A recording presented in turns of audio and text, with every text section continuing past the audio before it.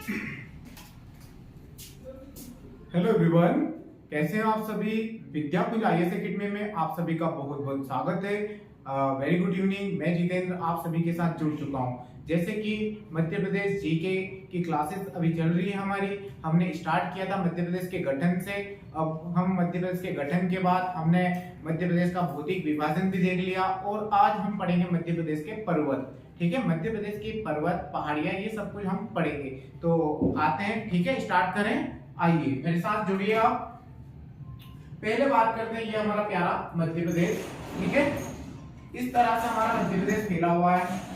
अब बात करते हैं मध्य प्रदेश की जो पहाड़ियां हैं और पर्वत हैं, इनके बारे में हम बात करते हैं। सबसे पहले आती है हमारी विंध्याचल रेंज। ये विंध्याचल रेंज, ठीक है, इसमें आता है हमारे, क्या आता है सबसे पहले हमारे इसमें आता है विंध्याचल, भांडेर और कैमूर। विंध्याचल, भांडेर और कैमूर, ठीक है। ये सबसे हमारी पश्चिमी और बीच में मध्य में हमारा भांडेर आएगा और जो हमारा पूर्वी हिस्सा आएगा वो कैमूर आएगा। ठीक है, उसके बाद हम बात करते हैं हमारा बीच में कौन सी हमारी नदी आ जाती है, तो यहाँ पर हमारी नर्मदा निकल जाती है। ठीक है, बीच में हमारा आता है राजपीपला, जो सतपुड़ा रेंज की बात कर रहे हैं। सतपुड़ा रेंज में क्या क्या आता है, सतपुड़ा रेंज में पश्चिम में हमारा आएगा राजपीपला, मध्य में हमारा आएगा महादेव श्रेणी और जो हमारा पूर्वी भाग है वहां पर आएगी हमारी मकल श्रेणी। ठीक है, अन्य पहाड़ियों की भी हम बात करेंगे। यहाँ पर अन्य पहाड़ियां क्या क्या है, अन्य पहाड़ियों में हमारी गिद्धराज है, गोपांचल है और हमारा भोपाल शहर है। भोपाल शहर में भी आपको पता है 5 पहाड़ियां आती है, बड़ी फेमस पहाड़ियां हैं। ठीक है, नंबर 1 पे आती है हमारी श्यामला हिल्स और नंबर 2 पे आती है न्योरी हिल्स, उसके बाद अरेरा हिल्स, उसके बाद कटारा हिल्स और ईदगाह हिल्स। ठीक है, भोपाल शहर की कौन कौन सी, श्यामला हिल्स, न्योरी हिल्स, उसके बाद अरेरा हिल्स, कटारा हिल्स और ईदगाह। ठीक है, ईदगाह हिल्स। उसके बाद हमारा यहाँ पर पर्वत की ऊंचाई की बात करें तो वो भी अभी हम पढ़ेंगे। हाँ, तो हम स्टार्ट करते हैं सबसे पहले विंध्याचल से, है ना। विंध्याचल रेंज की बात करेंगे हम। विंध्याचल रेंज ये है ना, ये जो ब्राइट एरिया है, यहाँ से ये विंध्याचल रेंज स्टार्ट होती है। तो विंध्याचल रेंज कहां से कहां तक है, पहले इसमें आता है हमारे महू। महू से स्टार्ट होगा। आपसे कोई भी पूछे तो विंध्याचल रेंज कहां पर है, तो महू से, है ना। महू, महू के बाद हमारा असरफी, असरफी के बाद वॉच्यू पॉइंट, उसके बाद जो जाना पावा पहाड़ी, आपको पता है जाना पावा पहाड़ी से कौन सी नदी निकली है हमारी, है ना, नर्मदा, सभी को पता है। उसके बाद में एक काकरी बल्टी, है ना, ये देवास के पास में आता है ना। तो काकरी बल्टी से भी एक फेमस नदी निकली है। वो फेमस नदी कौन सी, हमारी शिप्रा नदी है। ठीक है, जो उज्जैन में बहती है। ठीक है, अब बात करते हैं उज्जैन से बहती हुई हमारी चंबल नदी में मिल जाती है। चंबल की सहायक नदी शिप्रा नदी है।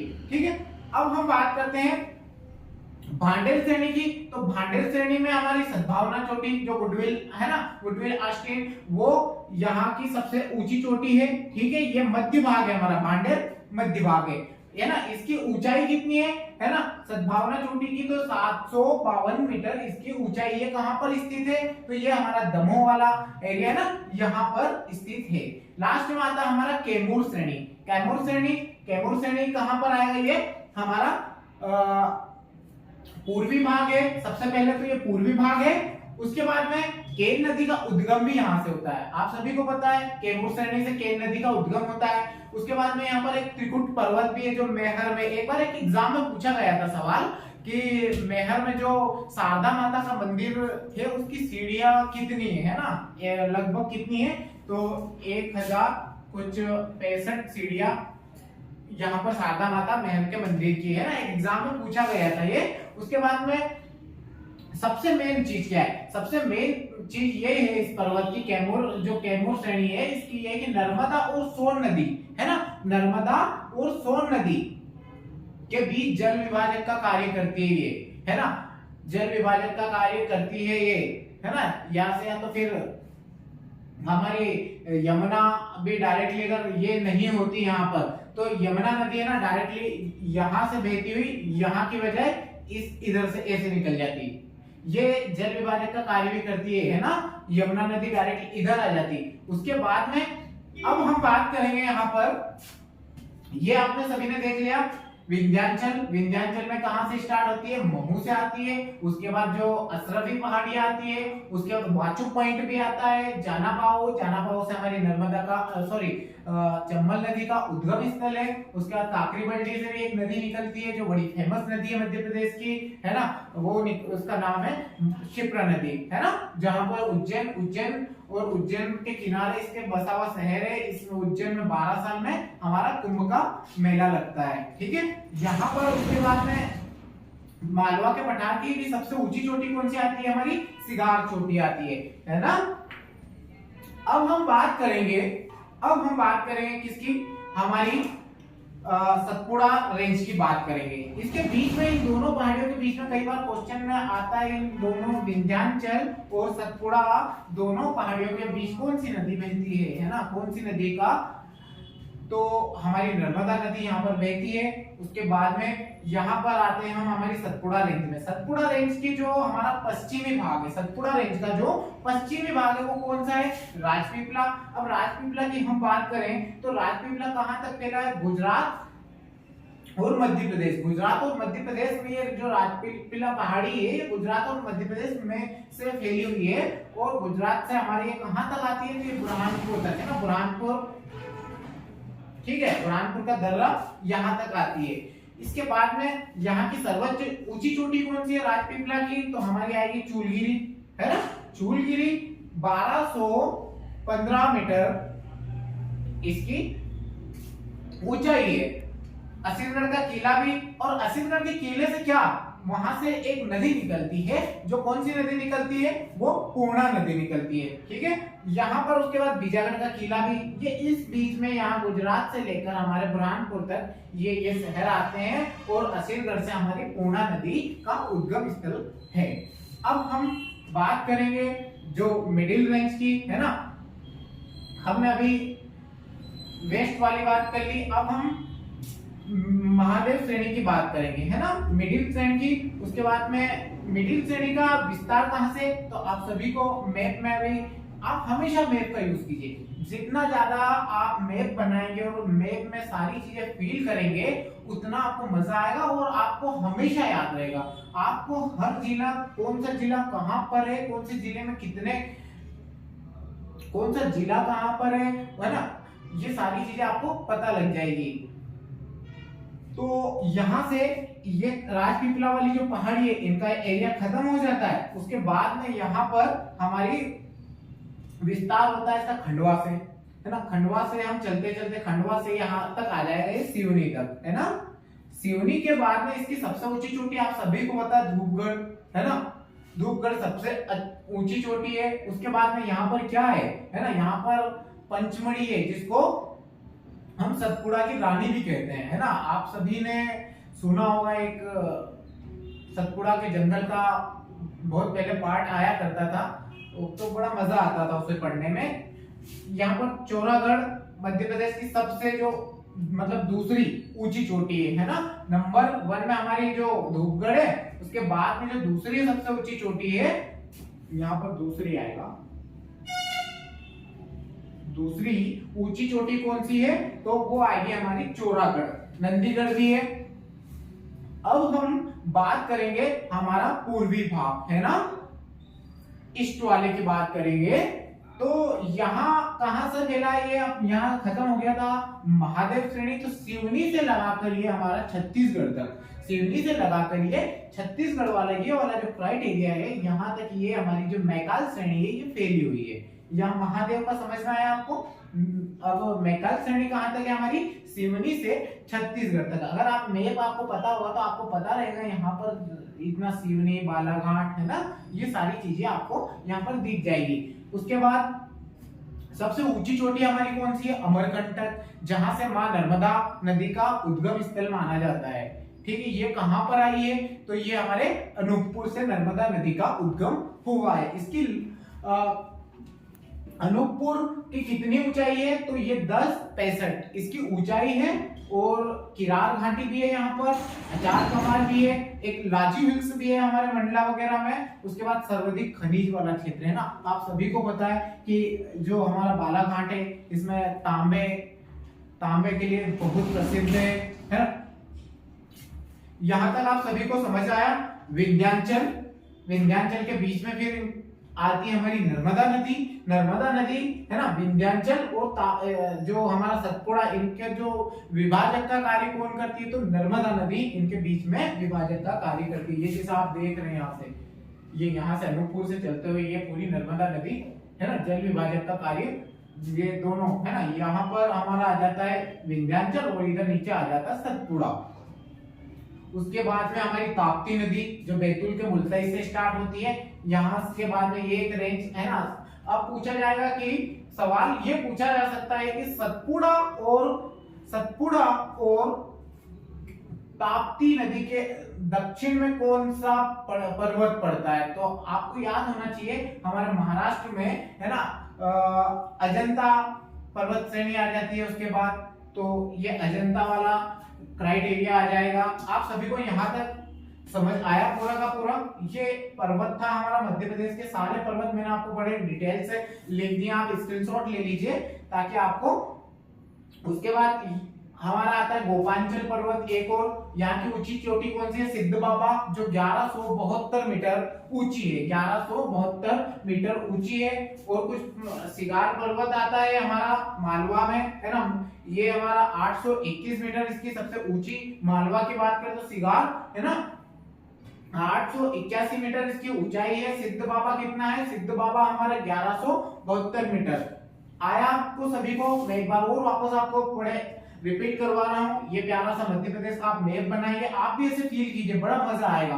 तो आपको एक ही बार में याद नहीं करना पड़ेगा, हमेशा दिमाग में आपकी ये चीजें रहेगी। क्या करना है आपको, पहले हम बात करेंगे विंध्याचल की। विंध्याचल के अंदर 3 श्रेणियां आती है ना। 3 श्रेणियां कौन कौन सी, विंध्याचल, भांडेर और कैमूर है ना। यहाँ पर विंध्याचल बीच में हमारा मिडिल में आएगा भांडेर, उसके बाद हमारा जो पूर्वी भाग आएगा वो कैमूर आएगा। बीच में कौन सी नदी निकलती है, तो बीच में हमारी नर्मदा नदी निकलती है। उसके नीचे आएगा हमारा सतपुड़ा। सतपुड़ा की जो पश्चिमी श्रेणी है, पश्चिमी श्रेणी कौन सी है, राजपीपला। ये कहां से फैली हुई है, तो ये गुजरात से हमारे मध्य प्रदेश में है ना। बीच में कौन सी आएगी, महादेव श्रेणी आएगी। और हमारी जो पूर्वी भाग है इसमें हमारी मैकाल श्रेणी आएगी। अब हम बात करेंगे राजपीपला की, तो ये गुजरात से बुरहानपुर तक के दर्रे तक है। यहाँ पर बुरहानपुर का दर्रा हमारा दक्षिण भारत का द्वार भी बोला जाता है इसे, मध्य प्रदेश का। उसके बाद में दक्षिण से आने के लिए ये द्वार है। गुजरात से बुरहानपुर। सर्वोच्च चोटी कौन सी है यहाँ पर, सबसे ऊंची जो चोटी है राजपीपला की, तो ये चूलगिरी की, जो 1215 मीटर तक है। आप सभी एक बार स्क्रीनशॉट ले लेना। असीमगढ़ का किला, जिससे पूर्णा नदी का उद्गम हुआ है, और बीजागढ़ भी यहीं पर है। यहां तक आप सभी को समझ आया। अब हम महादेव श्रेणी की बात करें तो महादेव श्रेणी का कहां से स्टार्ट होती है, तो हमारे यहाँ खंडवा से लगाकर सिवनी तक महादेव श्रेणी की रेंज है। सबसे ऊंची चोटी हमारी धूपगढ़ आ जाएगी। उसके बाद जो यहाँ पर सतपुड़ा की जो पंचमढ़ी है, यहाँ पर पंचमढ़ी है, उसको क्या बोलते हैं, सतपुड़ा की रानी बोला जाता है। और चौरागढ़, मध्य प्रदेश का जो चौरागढ़ एक और है, चौरागढ़ का किला भी आता है, हम पढ़ेंगे हिस्ट्री में। तो यहाँ सबसे दूसरे नंबर की ऊंची चोटी कौन सी आएगी, चौरागढ़। उसके बाद नंदीगढ़।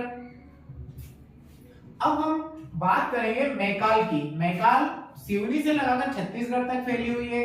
अमरकंटक यहाँ की ऊंची चोटी है, जो 1065 मीटर से लगाकर किरार घाटी भी यहीं पर आती है, अचार कमार भी आती है, लाजी हिल्स भी आता है हमारा मंडला में। उसके बाद सर्वाधिक खनिज आप सभी को पता है कि मंडला किस लिए फेमस है हमारा, है ना।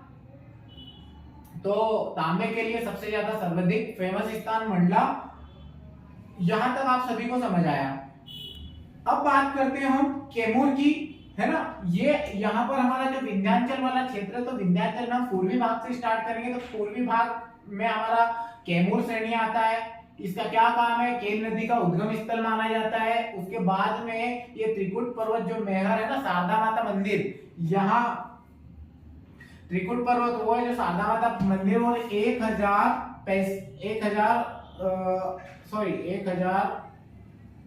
1065 इसकी कुछ सीढ़ियां, 1060 इसकी कुछ सीढ़ियां की क्वेश्चन पूछा गया था, तो इसकी सीढ़ियां है। उसके बाद में हमारा नर्मदा और सोन के बीच में जल विभाजक का कार्य करती है। ठीक है, यहां तक आप सभी को क्लियर है। अब बात करते हैं हम हमारे भांडेर श्रेणी की। तो भांडेर हमारा मध्य भाग है, मध्य भाग में सद्भावना चोटी यहाँ और गुडविल आस्टेन जिसको बोला जाता है। उसके बाद में इसकी कितनी ऊंचाई है, तो 752 मीटर, ये दमोह के अंदर स्थित है। अब विंध्याचल हम पश्चिमी भाग इसका जो है ना, विंध्याचल कहां तक फैला है, तो ये पश्चिम हमारा राजस्थान तक।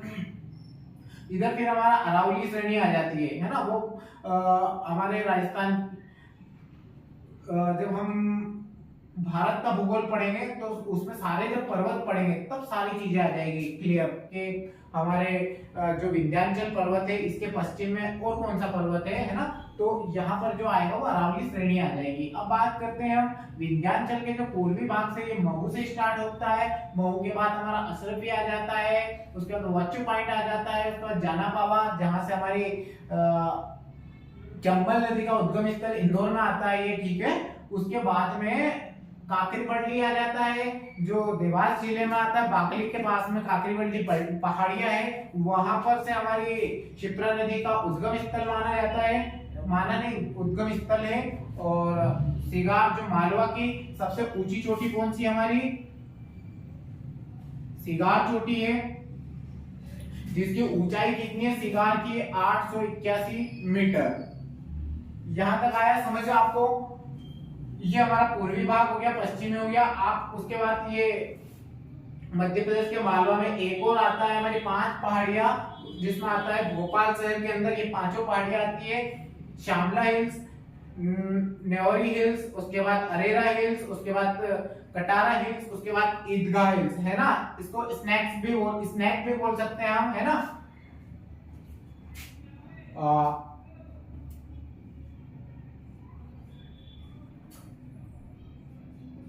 स्नैक ये है ना। एस से हमारी श्यामला हिल्स आ जाएगी, एन से हमारी न्योरी हिल्स आ जाएगी, उसके बाद अरेरा हिल्स, ए से अरेरा हिल्स आ जाएगी, उसके बाद हमारा जो के से हमारी कटरा हिल्स आ जाएगी, उसके बाद हमारा ईदगाह आ जाएगा ई से। ये आप याद रखना, स्नैक, है ना।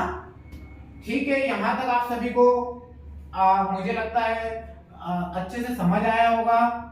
तो आज हमारे मध्य प्रदेश के पर्वत हमने यहाँ पर देख लिए, सारे पर्वत पठार भी हमने अब आगे हम जब नेक्स्ट क्लास हमारी होगी भूगर्भिक संरचना के बारे में हम शायद पढ़ेंगे। उसके बाद फिर हम नदियों का चैप्टर लेके आएंगे। नदियां बड़ी इंटरेस्टिंग, उसके शायद 2 क्लासेस या 3 क्लासेस भी हो सकती है, क्योंकि नदियों से अक्सर सारी एग्जाम में क्वेश्चन पूछे जाते हैं। तो आप इसका स्क्रीनशॉट ले लीजिए आराम से, और आप भी जब नोट्स बनाए तो आप शांतिपूर्ण इसी तरीके से आप मेरा सुना हुआ आपको ध्यान आता रहेगा और आप मैप में फील कीजिए, तब बड़ा मजा आएगा। आपको सारे पर्वत एक ही बार में याद हो जाएंगे। यहां तक आइए आप सभी को समझ में। हाँ, तो अब हम बात करते हैं कि अभी मध्य प्रदेश हमारा जीके कंटिन्यू चल रहा है, तो आप हमारे साथ कंटिन्यू बने रहिए और बहुत सारी चीजें आपको जानने को मिलेगी। अभी धीरे धीरे हम हिस्ट्री की क्लासेस भी आने वाली है, आपकी ज्योग्राफी की क्लासेस भी आने वाली है, और करंट अफेयर्स की भी क्लासेस आने वाली है। तो आप बने रहिए, चैनल को सब्सक्राइब कीजिए, लाइक कीजिए और शेयर कीजिए। धन्यवाद, थैंक यू सो मच, शुभ रात्रि। फिर मिलते हैं अपन कल रात को 8 बजे। Okay, thank you.